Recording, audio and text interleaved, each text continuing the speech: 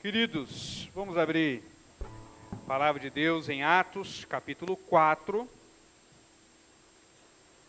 Pastor, foi semana passada, agora, a partir do verso 32.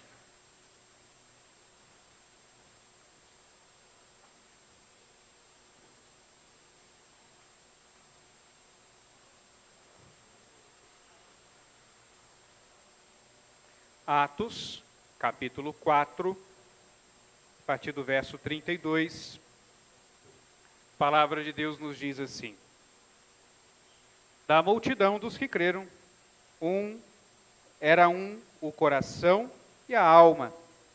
Ninguém considerava exclusivamente sua nem uma das coisas que possuía. Tudo, porém, lhes era em comum.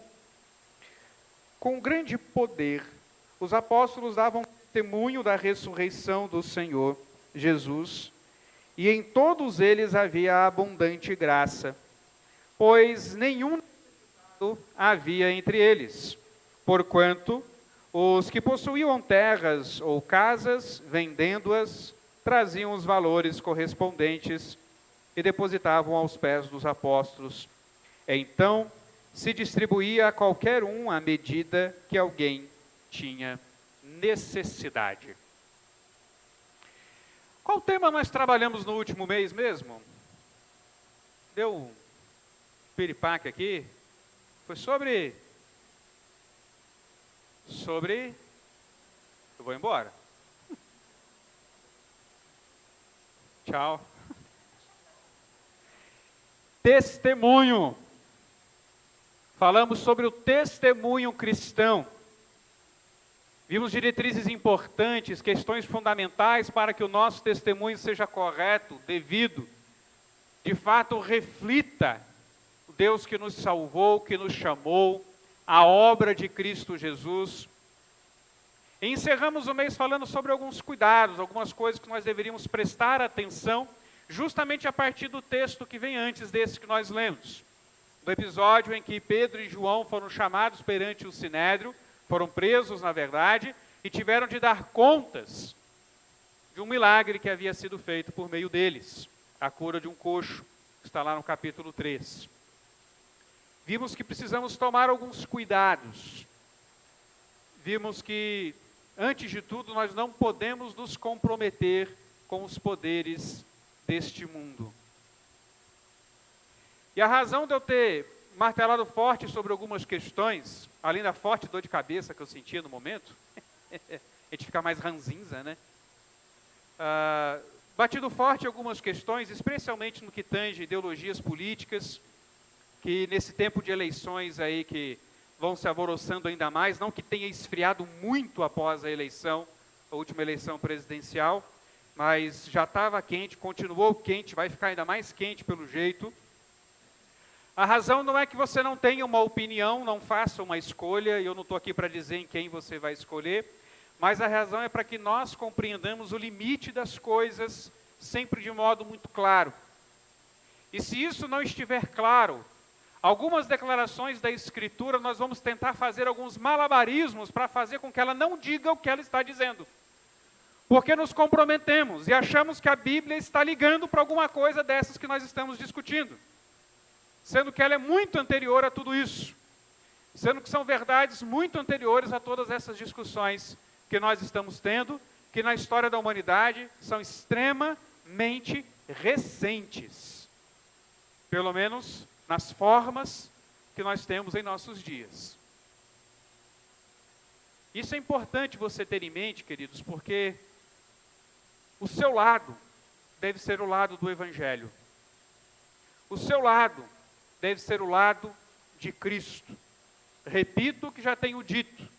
Quando se trata de direita ou esquerda, ou qualquer outra ideologia, qualquer outro pensamento, qualquer outra coisa que você vai fazer da sua vida, é Cristo de um lado do muro e todo o resto do outro lado. Só o Evangelho de Cristo é o Evangelho de Cristo. Todo o resto nós julgamos a partir do Evangelho de Cristo. Então, se você não tem compromisso com as coisas deste mundo, o seu compromisso é com o Evangelho, você submete tudo ao Evangelho. Se o seu compromisso for com as coisas deste mundo, você vai submeter o Evangelho às coisas deste mundo. Dito isso, queridos, é importante que nós entendamos, portanto, que o nosso time é o time da igreja.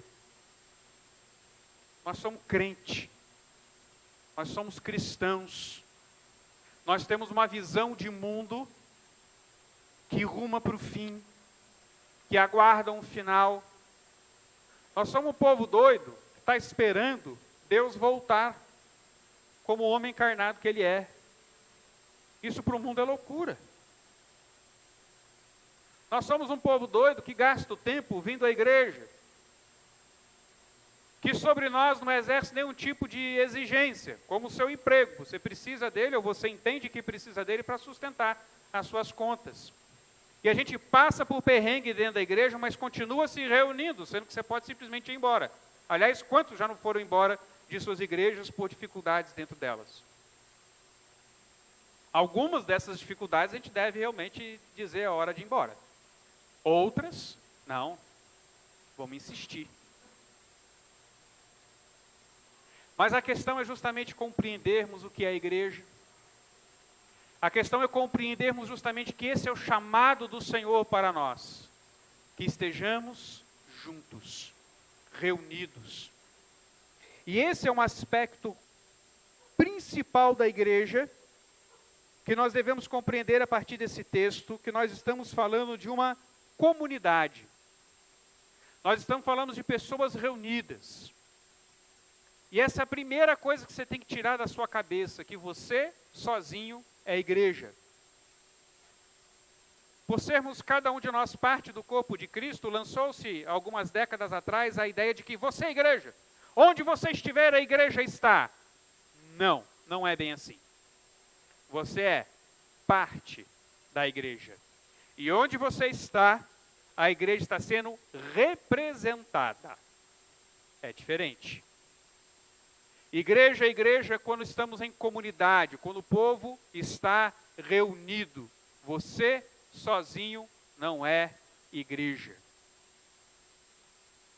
E as características que nós vemos aqui nesse texto de Atos vão nos mostrar justamente por que é necessário que sejamos uma comunidade. Estejamos falando de pessoas reunidas. Não estou falando de prédio. Todo o investimento que nós estamos fazendo no nosso templo, estamos aqui hoje, eu estou enfrentando esse mofo aqui, que me deu aquela dor de cabeça semana passada, e hoje de manhã quase eu fui de novo. Eu tomei um antialérgico antes de vir. Botei a máscara um pouquinho ali, porque estava começando. Estamos lá investindo no nosso templo. Vamos ter de tudo lá do bom e do melhor, iluminação boa. Não vamos ter mais aqueles cabos passando horroroso. Vai ter até ar-condicionado, vamos ter. Toma posse aí, irmão. Até isso nós vamos ter. Vamos ter tudo. Todo esse investimento é para conforto, abrigo e recepção das pessoas. Aquele lugar lá vazio não é igreja. Esse lugar aqui, simples e com mofo, é a igreja. Porque antes de tudo nós somos uma comunidade. Antes de tudo nós somos um povo reunido. E por quê? Porque nós somos, antes de tudo, um povo que ama. Nós somos, antes de tudo, um povo que ama. E eu creio que esse é o maior desafio de nós como igreja do Senhor. Amar de fato e de verdade, não só de palavra. Veja o que o texto nos diz. Da multidão dos que creram, eram o coração e a alma. Coração, no pensamento hebreu, se trata da inteireza do ser. A alma aqui ela é ressaltada para dar uma ênfase maior à inteireza de quem você é, ao fato de que em todo o aspecto da sua vida, seja ele físico, material, seja aquilo que é espiritual, você está unido ao seu irmão. Você não está unido ao seu irmão porque você deu as mãos ou porque vocês escreveram no mesmo hall de membros. Você está unido ao seu irmão porque espiritualmente vocês estão, ou nós estamos ligados. Ninguém considerava exclusivamente sua nenhuma das coisas que possuía, tudo, porém, lhes era comum.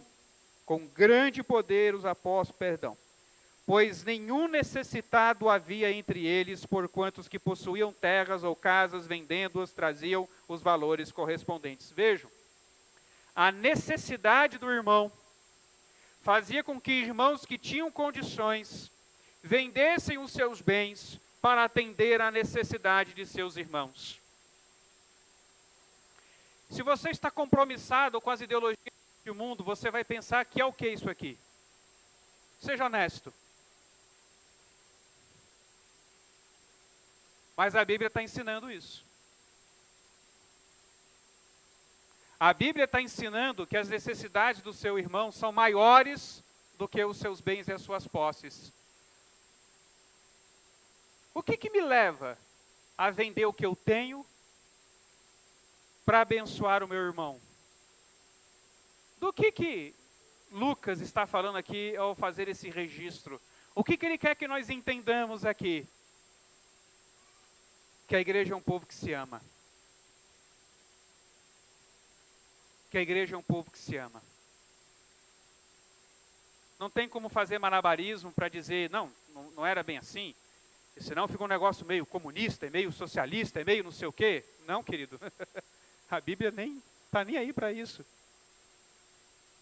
Você vai tentar fazer o malabarismo só porque você acha que isso é coisa de comunista e socialista? Então eles estão certos. Você está elogiando. Você não está contradizendo. Você vai distorcer a Bíblia só porque você acha que está parecido. Não tem nada aqui a ver com isso. A única questão aqui é que eles vivem debaixo da realidade de que Deus entregou o seu próprio Filho, como eu não sou capaz de entregar os meus bens para atender a necessidade de meu irmão. É esse o princípio. É essa a ideia. E o princípio do amor deve ser algo tão forte em meu coração, e o meu compromisso tem que ser com o Evangelho de Cristo, com a glória de Deus manifesta em sua igreja, que eu esteja pronto a fazer essas coisas. Se você tiver compromisso com as coisas deste mundo, você vai valorizar mais os seus bens do que o seu irmão, a sua posição, o seu orgulho, mais do que a seu irmão. É ou não é? Se você tiver compromisso com chegar a um patamar neste mundo, a ocupar uma posição neste mundo, e aqui eu já não estou falando mais de ideologias, eu estou falando dos seus sonhos, eu estou falando das suas buscas. Se a busca maior do seu coração foi por alcançar um patamar financeiro social, você vai estar subindo na vida enquanto o seu irmão está morrendo de fome. Se o amor não for a grande motivação do seu coração, você não vai conseguir entender ou aceitar, você vai ficar dando malabarismos e desculpas para dizer eu me agarro aos meus bens enquanto o meu irmão precisa.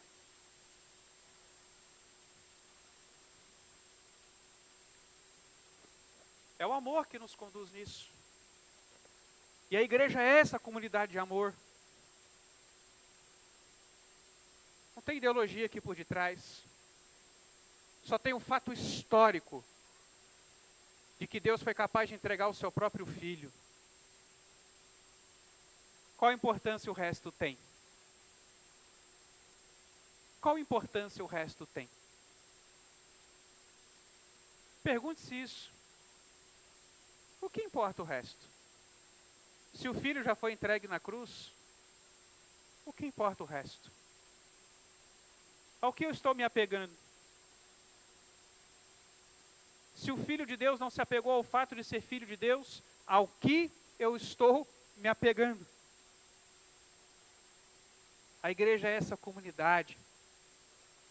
A igreja é esse povo que ama, esse povo que se preocupa, esse povo que ora uns. Nem sempre a necessidade vai ser vender os seus bens para acudirmos um irmão necessitado. Nem sempre será. A necessidade, às vezes, você abrir um pouco do seu tempo, abrir um pouco da sua casa, dar atenção. Às vezes nem isso nós queremos fazer. Dar atenção ao irmão. E a pior de todas as coisas que eu tenho sentido que a igreja tem demonstrado dificuldade, não a IPV simplesmente, a igreja como um todo. É mais fácil o irmão vender um bem para atender a necessidade de outro irmão do que irmãos pedirem e darem perdão.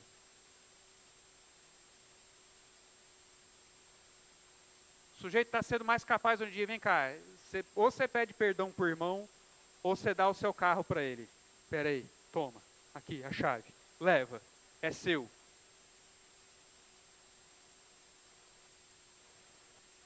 Porque às vezes dar o bem, para não ter que enfrentar o orgulho, para não ter que mostrar a ferida, para não ter que chorar diante do outro, para nós até sai barato, porque o orgulho é tão grande. O orgulho de ocupar posições, o orgulho de se fazer de forte, não chorar na frente do outro. Esses dias conversava com o irmão sobre a dificuldade dele em perdoar. Ouvi o irmão. Eu falei, meu querido, sabe por que você não vai conversar com o outro? Ele falou, não, pastor, eu acho que é porque eu estou só chateado. Não, porque você sabe que quando você for lá, falar com o seu outro irmão, abrir o seu coração para ele, você sabe que você vai chorar. Você sabe que você vai derramar lágrimas e você não quer mostrar as suas lágrimas para ele. Você quer ser homem. Deixa eu dizer uma coisa para você, meu irmão. Jesus chorou como quem sangrava na presença do Pai. Homem chora. Homem reconhece que dói. Homem mostra ferida. E a igreja do Senhor tem perdido o seu principal aspecto, que é ser uma comunidade que ama por causa do orgulho.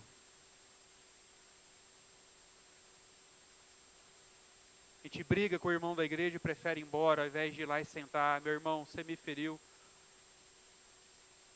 Deixa eu chorar com você aqui. Doeu. Você falou de mim. Doeu. Você fez aquela piada. Doeu. Eu posso ser bobo, posso estar falando por bobagem, mas doeu, irmão. E eu estou triste. Nós estamos muitas vezes buscando uma série de características. De um tempo para cá, as pessoas começaram com a ideia da igreja relevante. A igreja relevante é uma igreja dinâmica. É uma igreja que tem isso, aquilo, outro. Eu vi uma lista uma vez, é uma igreja que tem telão. É. Que chama atenção, né? Você vem aqui, tem um telão, pessoa, eu estou aqui falando, não sei o quê, e digo, a igreja é uma comunidade. Pá, que ama. Aí aparece, que ama. Isso dá um negócio nas vistas, não dá? Você olha assim, uau! Eu quando dou aula, eu gosto de fazer uns slides assim, bem assim, aqueles efeitos, porque a aula é uma porcaria, mas o cara olha o slide, uau! Aí distrai. E as pessoas já estão inserindo nas características ou nas coisas desejáveis da igreja essas pirotecnias. Essas coisas que enchem os olhos, mas não enchem o coração. As pessoas querem medir tempo de culto, tempo de sermão. Você quer botar texto bíblico para ler durante o culto, as pessoas, pastor, está tendo muita leitura bíblica. Esse foi o dia que a faca entrou como pastor no meu coração. Os meus irmãos reclamando de ter muita leitura bíblica. E eu achando que eles estavam gostando, vamos ler a palavra de Deus, vamos aprender mais. Não, pastor, tem muita leitura.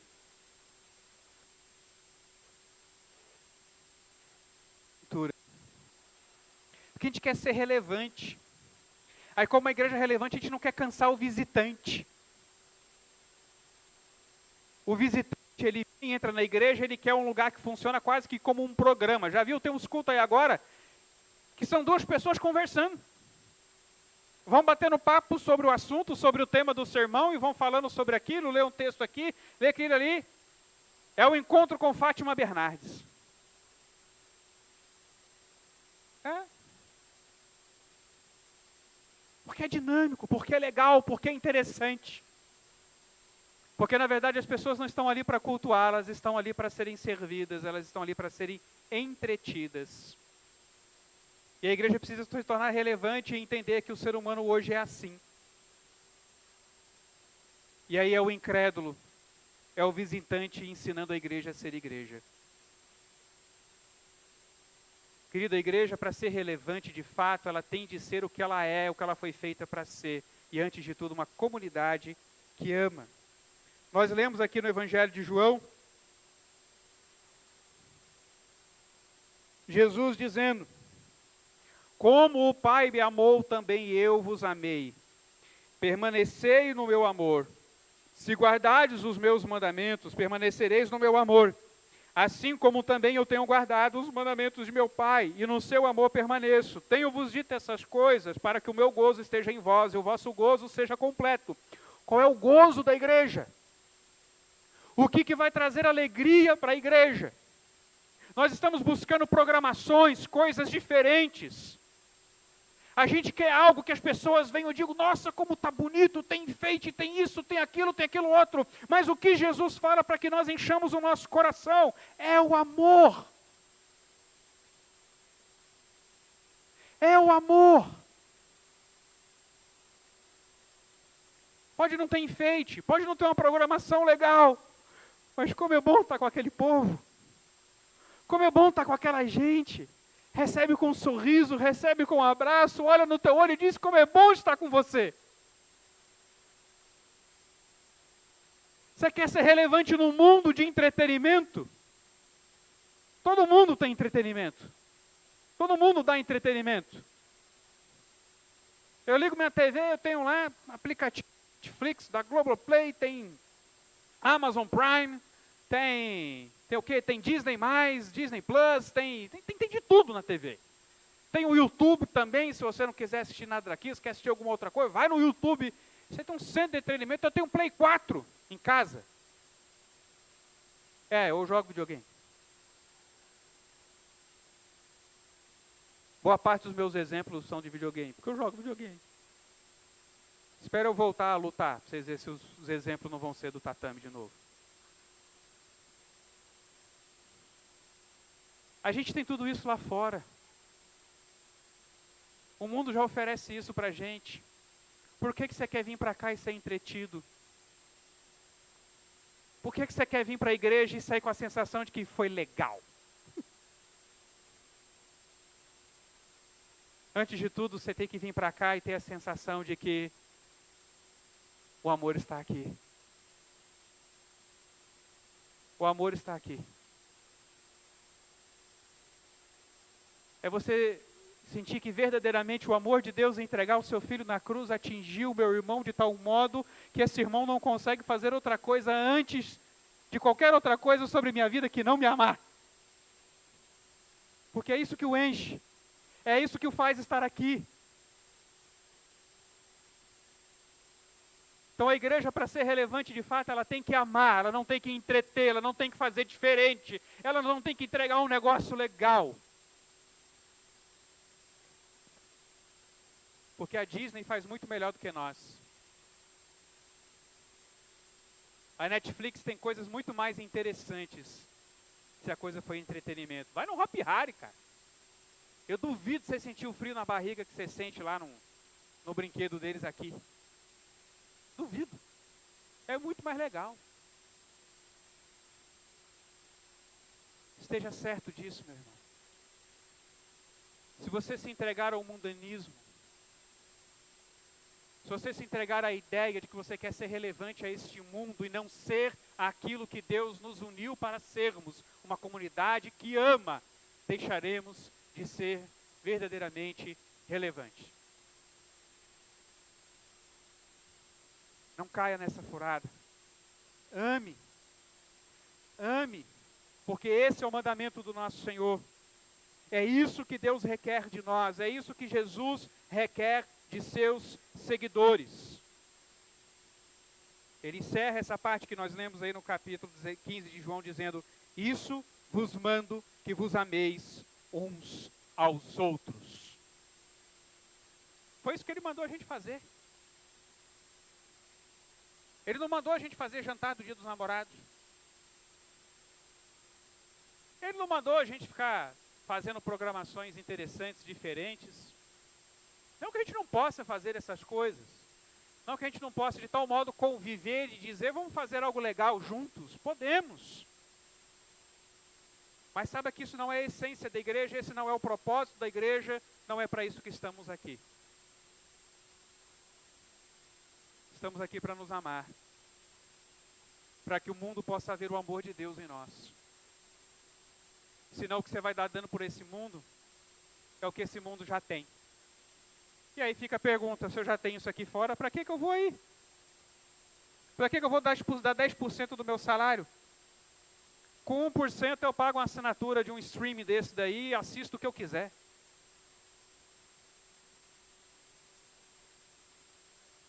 Segundo aspecto importante que nós vemos no texto, é que a igreja, ela é uma comunidade que crê. Não é óbvio? Não é óbvio. Com grande poder, os apóstolos davam testemunho da ressurreição do Senhor Jesus. E em todos eles havia uma abundante graça. Porque as pessoas se reuniam, o que estava chamando a atenção? Para o que os apóstolos estavam apontando quando eles faziam milagre, quando eles pregavam? Para que aquele que antes esteve fazendo milagre, aquele que antes estava sendo perseguido pelo Sinédrio, continua agindo por meio deles e continua realizando milagre, porque ele vive. Nós cremos num Deus vivo, nós cremos no Filho de Deus que morreu e ressuscitou. Nós somos uma comunidade que crê. Tudo que nós fazemos é a partir da nossa fé. Tudo que nós fazemos é a partir de uma perspectiva que o Evangelho traz sobre nós. Tudo aquilo que nós decidimos, tudo aquilo que nós pensamos é a partir do Evangelho. Porque fé não é simplesmente a ideia de que você acredita em alguma coisa. A fé bíblica, ela é antes de tudo um dom de Deus que te recobre a mente, a alma, o coração, que te refaz a existência. Porque isso te conecta a Cristo. E porque isso traz sobre você os efeitos do que Cristo fez. Pela fé você desfruta conscientemente daquilo que o Espírito Santo está fazendo no seu coração. Nós somos um povo que crê. Nós somos um povo que tem um conteúdo de fé. Uma das grandes lutas desde o início da igreja é manter a pureza da pregação, é manter a pureza do conteúdo do que cremos. Tivemos concílios. Se você já lê Atos, continuar a leitura, lá no capítulo 15, você vai ver o primeiro concílio da igreja. Já estavam decidindo questões doutrinárias importantes. E assim se seguiu pela história da igreja. Nós, como igreja presbiteriana, nós temos o Supremo Concílio, que de 4 em 4 anos tem várias questões para resolver, dentre elas, questões teológicas. O conteúdo da nossa fé, no que nós cremos, se determinado movimento, ideia, tudo pode ser considerado irmão ou não nosso. E a pergunta que você deve fazer é, eu conheço o conteúdo da minha fé? Eu conheço o objeto, é claro, é Cristo, é a ressurreição do meu Senhor, mas quais são as implicações de tudo isso? Paulo, capítulo 15 de 1 Coríntios, vai nos mostrar. Querido, se você perder simplesmente esse detalhe, que Cristo Jesus historicamente ressuscitou, se os mortos não ressuscitam, vã é nossa fé.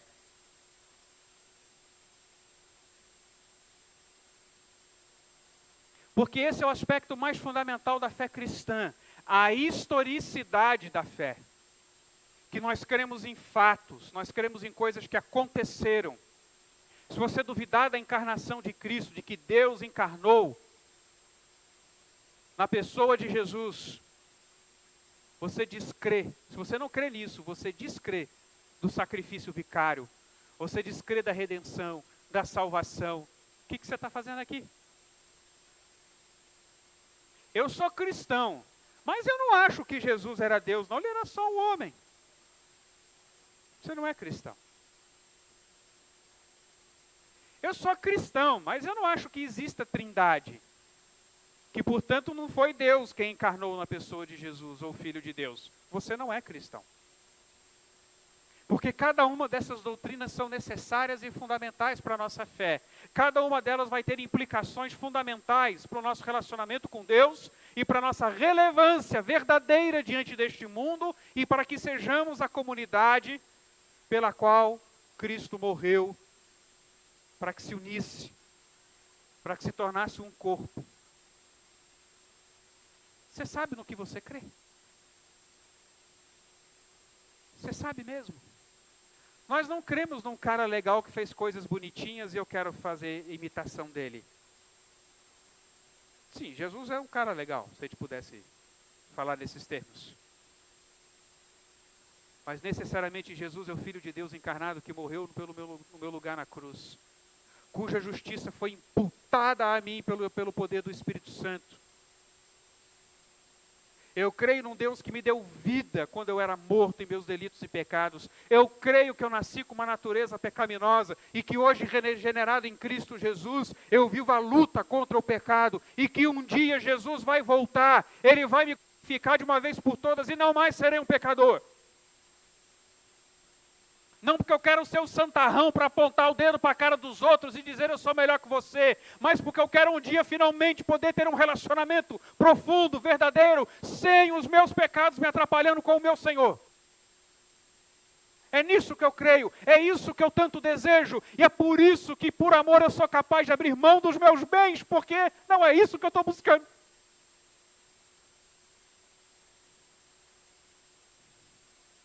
Então, se você não sabe do que você crê, você vai substituindo essa falta de conteúdo da fé. Você não sabe bem no que você crê, então você vai colocando coisas. Sua profissão, seus planos de vida, seus planos de viagem,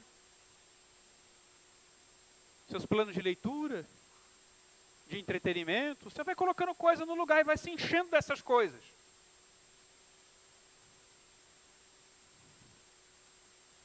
E aí você vê crente antigo, lendo horóscopo.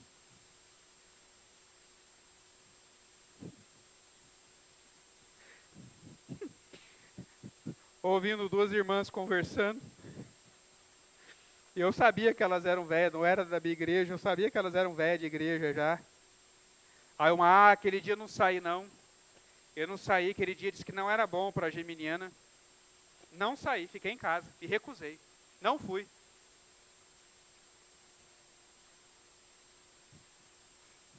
Você acha que não? Nós não temos conteúdo da fé, não sabemos que somos habitados pelo Espírito Santo. Eu tenho que ouvir a pergunta, pastor, um crente pode ficar endemoniado? Como é que é isso, querido? O Espírito deu licença, entra aí, demônio, vai lá. A casa é sua. Tem lógica. E nós vamos nos apercebendo que a nossa dificuldade de decidir biblicamente, de pensar biblicamente, de ter princípios bíblicos para cada aspecto da nossa vida é porque, na verdade, nós não entendemos que somos um povo que crê e nós precisamos saber no que cremos. Precisamos saber no que cremos. Precisamos entender o que cremos. Você tem que ser um teólogo. Você não precisa saber os termos da teologia. Os efeitos noéticos do pecado, sensus divinitatis. Não precisa saber dessas coisas. Você não precisa conhecer hebraico. Saber falar o alfabeto hebraico e grego. Não precisa. Mas você precisa entender bem. Você precisa buscar. Mas pastor, eu não tenho muita capacidade. Então você vai ter que gastar mais tempo. Tem pessoas que entendem com mais facilidade coisas e pessoas que entendem com menos facilidade. Você vive num mundo de poliana que acha que tudo é bonitinho. Tal. Eu não sei nem por que eu uso esse termo, eu não li o livro.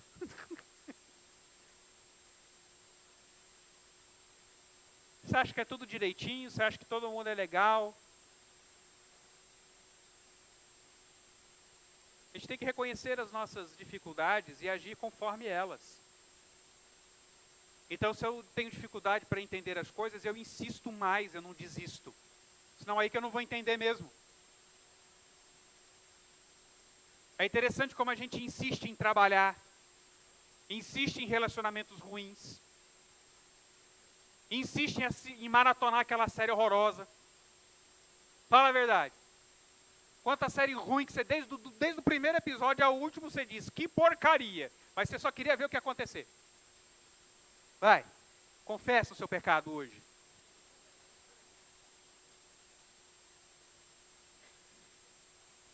Você insiste. Mas você não insiste em ler a Bíblia. Não insiste em ler livros que te ajudam a compreender melhor a Bíblia. Não insiste em ir aos estudos bíblicos. Não insiste em fazer as perguntas para que sejam respondidas e as dúvidas esclarecidas. Você se cala, você fica na sua. Mas quando é qualquer outra coisa, você se lança ao desafio de conhecer mais.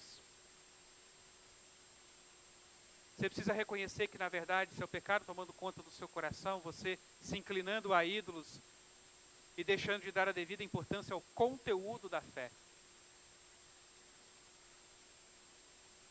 Que fé não é igual pensamento positivo. Sabe?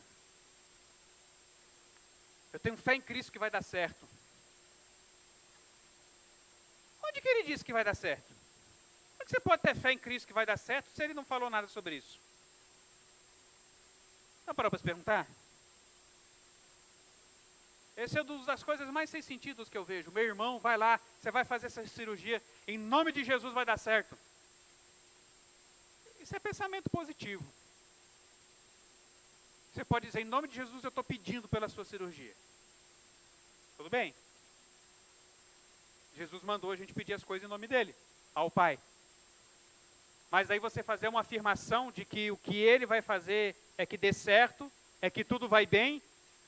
Muito crente morre na mesa de cirurgia.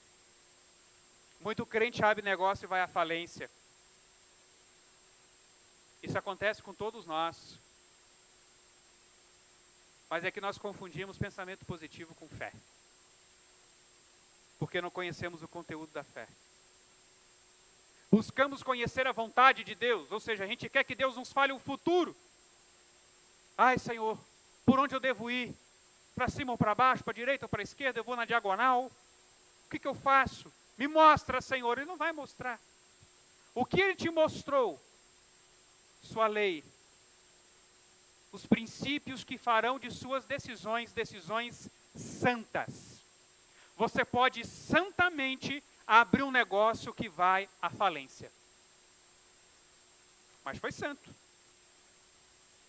Não pagou propina para ninguém. Não passou nota fria. Não roubou nada de ninguém. Você abriu e fechou santamente. Deu certo.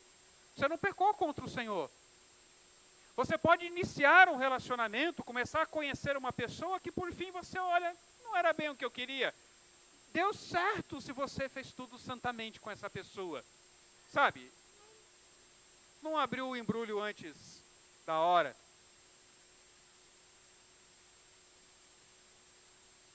Porque já tem igreja aí ensinando que sexo antes do casamento não é pecado. Me mostra na Bíblia. Aí eu começo. Você tem tempo? Tem um monte de texto para te mostrar. Porque está lá. Está lá. Mas nós não conhecemos esse conteúdo, nós não entendemos essas coisas, porque de fato não estamos interessados nessas coisas, estamos interessados em uma série de outras coisas. Mas a igreja é um povo que crê. E em nossos tempos nós estamos nos amigando, nós estamos nos aproximando de hereges, permitindo que pessoas que falam as maiores bobagens estejam entre os nossos seguidos no Twitter, seguidos no Instagram. Ouvindo esses besteiróis de autoajuda, essas teologias de coaching, esse povo que diz para você, vai lá, Deus te dá leis espirituais que vai te ajudar a prosperar, te ajudar a ir bem. Está cheio dessas coisas. Está cheio de crente aí ouvindo esses pregadores. que faz você pensar que você é o ponto fraco de Deus, que faz você pensar que se você seguir os princípios do uso do dinheiro, que está lá em Provérbios, Eclesiastes, que você vai prosperar e vai ficar milionário. Está cheio de gente usando a Bíblia para fazer você amar este mundo e desejar as coisas deste mundo. Queridos, Paulo não falou coisa boa disso, não. Qualquer um que prega o Evangelho que vá além do que temos pregado é maldito. Maldito aquele que distorce a palavra do seu Deus. Maldito aquele que distorce a revelação do Senhor. Maldito aquele que quer desviar as pessoas do caminho dos céus. Maldito aquele que quer acrescentar algo ao que Cristo fez. Maldito aquele que pensa que a salvação não é pela graça. Maldito, você tem que dizer para ele, maldito, sai. Porque quando a igreja não é firme naquilo que ela crê, é porque ela está comprometida com outros poderes que são desse mundo e não dos céus. E ela vai deixar de ser essa comunidade que crê, para ser uma comunidade que simplesmente diz coisas.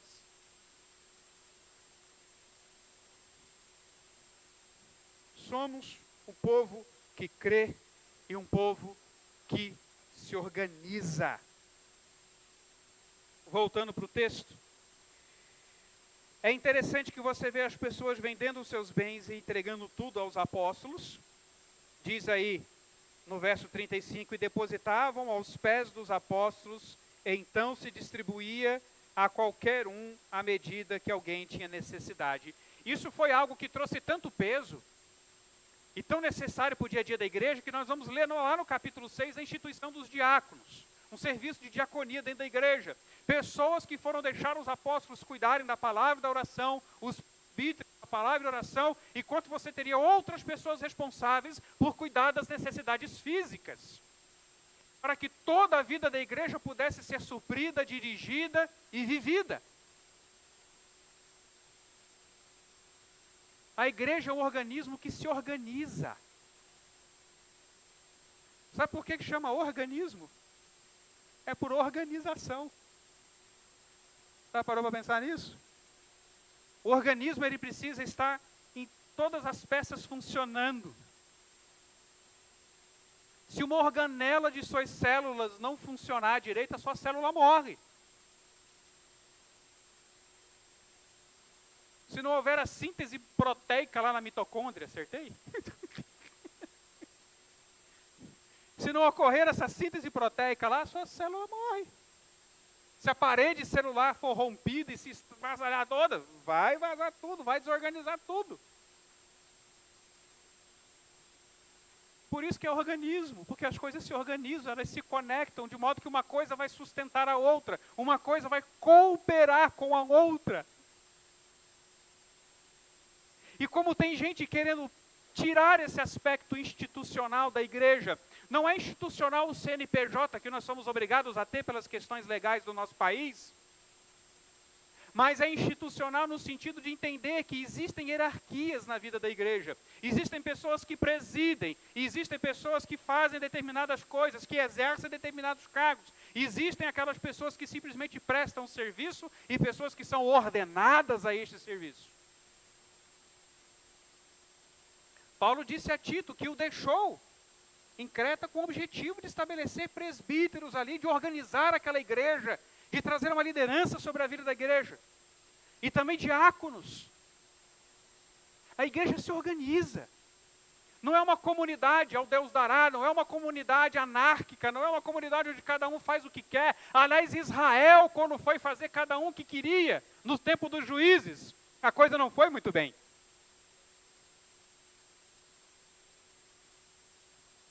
Nós estamos aqui para nos organizar.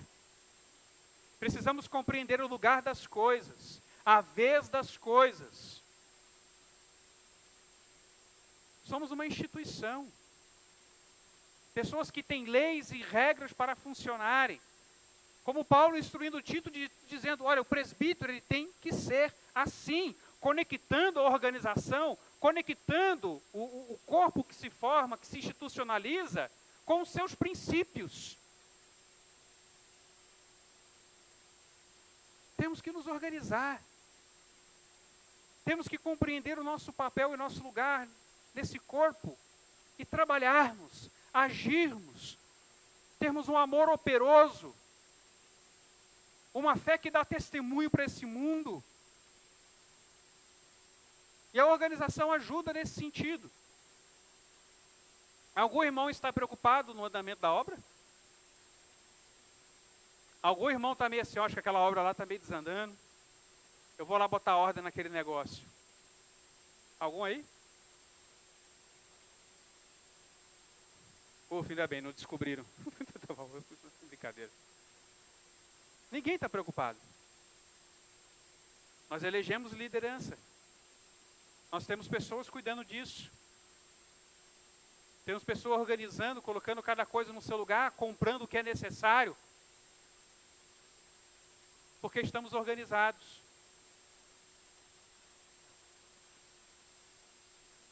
E pessoas que querem ajudar procuram essa liderança. Como a gente ajuda nesse sentido? Mas não é só sobre obra, não é só sobre o nosso prédio. Irmãos procuram a liderança da nossa igreja dizendo: o que eu posso fazer para ajudar a igreja? Eu queria trabalhar na obra do Senhor.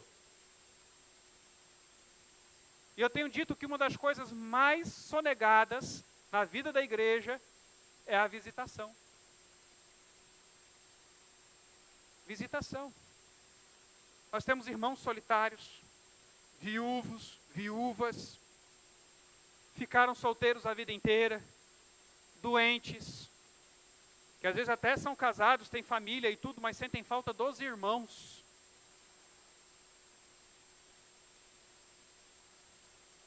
Você tem visto quem tem faltado, procurado saber o porquê? Ou você entende que o fato da igreja ser uma instituição significa que ela é uma instituição prestadora de serviços? Eu pago o dízimo para o pastor ler a Bíblia por mim, para o presbítero orar por mim e para os diáconos visitarem por mim. Você quer entrar no céu? Quero. O que você fez? Então, eu paguei para eles fazerem. Eles não fizeram? Eu paguei. É meio isso que as pessoas estão vivendo. Quando a gente fala em eleger uma diretoria, quando a gente fala em organizar sociedades, as pessoas se assustam, não querem assumir os cargos, não querem se lançar ao trabalho. Deixa que eu deixo, ficam esperando o outro, quer um empurrão do outro. Ao invés de simplesmente dizer o que tem para ser feito, eu vou lá e faço.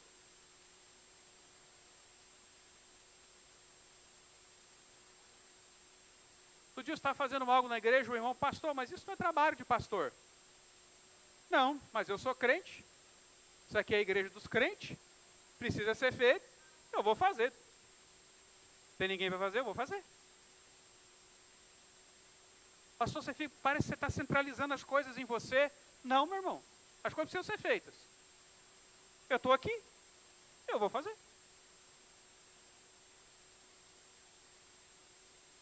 Quando você quer fazer, queridos, você vai e faz. No mínimo, você pede uma orientação. Mas o organismo só vai funcionar se cada parte fizer o que lhe pertence. Se você conhecer a sua fé, amar como você deve amar e agir como um servo de Deus, você vai ver a relevância da igreja. Porque a igreja de tal modo se amava, a igreja de tal modo funcionava nesse tempo que alcançava a simpatia daqueles que estavam ao redor da igreja.